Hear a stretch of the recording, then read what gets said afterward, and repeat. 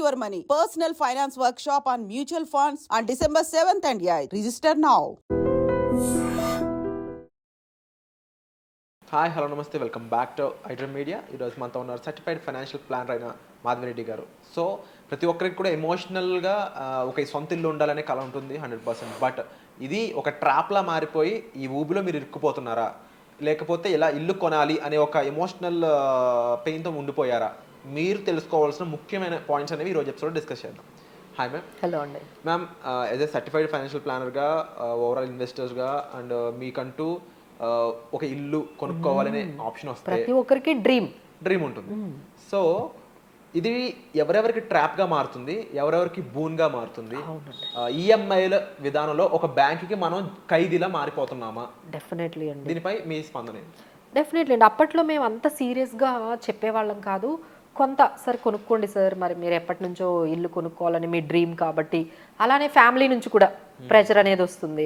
వాళ్ళ వైఫ్ కానీ లేకపోతే వాళ్ళ ఫ్యామిలీ మెంబర్స్ అందరూ కూడా నీకు ఇల్లు లేదా, ఎక్కడికి వెళ్ళినా సేమ్ క్వశ్చన్, ఏంటి ఇంకా ఇల్లు కొనుక్కోలేదా, ఇంకా అదేదో సెటిల్మెంట్ లాగా మీరు ఇంకా అంటే ఇల్లు కొనుక్కోలేదు అంటే మీరు సెటిల్ అవ్వలేనట్టు.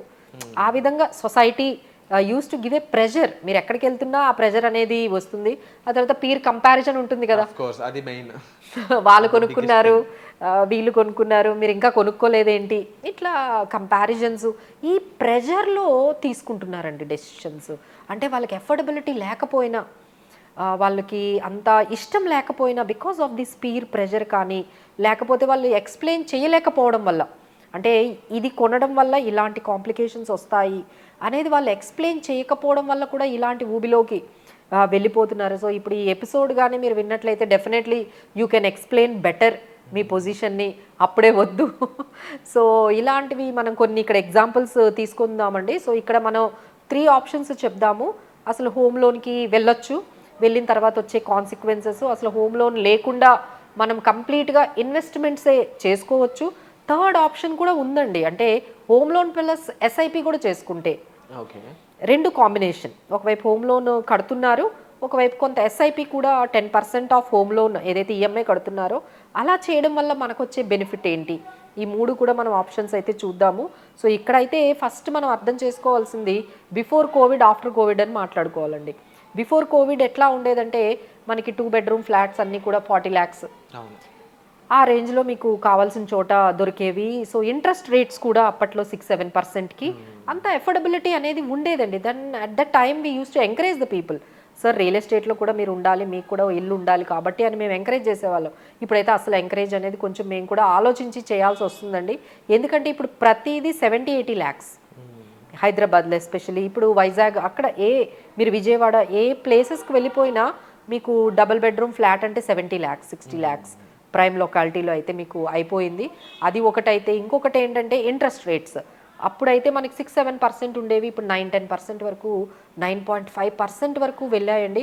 సో ఇప్పుడైతే definitely you have to think twice and so seriously about these home loan. అయితే మనము ఎక్స్పెన్సివ్ ఒకవైపు, ఇంట్రెస్ట్ రేట్ భారం ఒకవైపు పెరిగినప్పుడు మీరైతే చాలాసార్లు ఆలోచించాలండి. ఎందుకంటే ఇక్కడ మనం ఎగ్జాంపుల్ తీసుకుందాము. ఒక 70 lakhs హోమ్ లోన్ తీసుకున్నప్పుడు 9.5% ఇంట్రెస్ట్, టెన్యూర్ ఏమో 20 years టెన్యూర్కి మీరు తీసుకున్నారు. సో దీంట్లో మీరు ఇంట్రెస్ట్ 85 lakhs కొడుతున్నారండి. అంటే ఒకప్పుడు మేము ఏం చెప్పేవాళ్ళము, మీరు 50 లక్షల ప్రిన్సిపల్ కానీ తీసుకుంటే సరే 50 లక్షల ఇంట్రెస్ట్ కట్టవలసి వచ్చేది ఈక్వల్గా.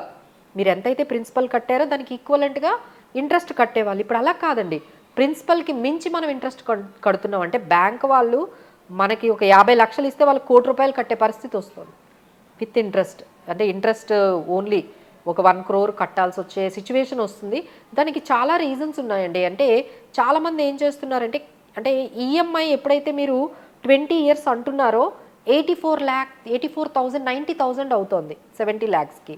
సో మీరు ఏం చేస్తున్నారంటే, సార్ అంత మేము కట్టలేము అనగానే వాళ్ళు టెన్యూర్ పెంచేస్తున్నారు. అంటే 20 yearsకి తీసుకోవాల్సింది ఇప్పుడు మీరు ఎన్ని ఇయర్స్ తీసుకుంటున్నారు, 30 yearsకి. ఎందుకంటే మీరు ఈఎంఐని కట్టలేకపోతున్నారు. ఈ 30 years ఎప్పుడైతే తీసుకున్నారో 1.5 crore ఇంట్రెస్టే కడుతున్నారు 70 లక్షలకి.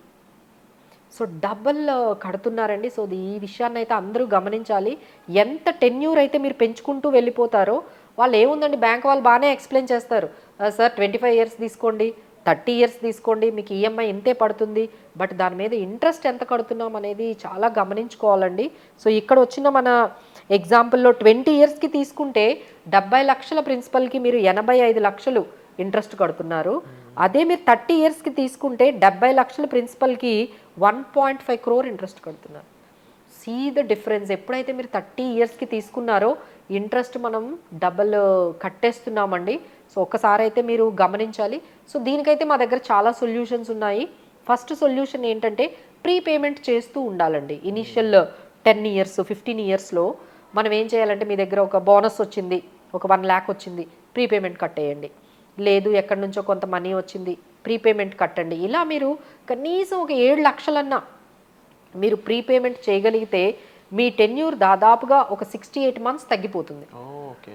So you can save huge money. ఒక 7 lakhs కడితే 35 lakhs ఇంట్రెస్ట్ సేవ్ చేయొచ్చు. ఆ first 15 years 10 years is very important అండి. ఈ 10 ఇయర్స్లో చేసే ప్రీపేమెంట్ మీకు చాలా సేవింగ్స్ తీసుకొస్తుంది. సో ఇదైతే ఒకసారి మీరు ఆలోచించండి. అలానే నెక్స్ట్ ఏంటంటే ఎక్స్ట్రా ఈఎంఐ ఒకటి కడుతూ ఉండాలండి. అంటే ఎవ్రీ ఇయర్ మనం 12 ఈఎంఐస్ కడతాం కదా, ఒక్క ఈఎంఐ కట్టండి extra. So you can save almost 4 years. 4 years before అయిపోతుంది. That kind of impact you can have these kind of few changes అనమాట.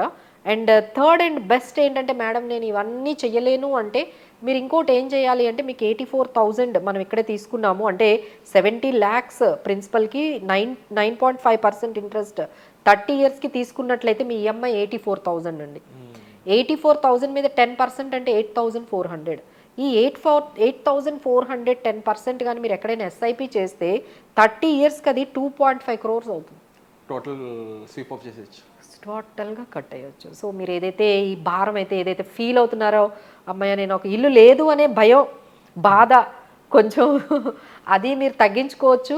అబ్బా ఏదైతే ఇంట్రెస్ట్ కట్టేశానే నేను 1.2 crores బ్యాంక్కే ఇచ్చేసానే అనే బాధ లేకుండా మీరు ఫీల్ అయ్యేది లాస్ట్ అదే. ఎందుకంటే ఈ టైం అవుతా ఉంటుంది, అప్పుడు కూడా రెంట్ కట్టినట్టు ఒక అంతే. సో ఈ 2.5 crores అనేది మీరు ఈ 10% ఏదైతే మీరు ఈ ఈఎంఐలో 10% ఎస్ఐపి కట్టడం అలవాటు చేసుకోండి.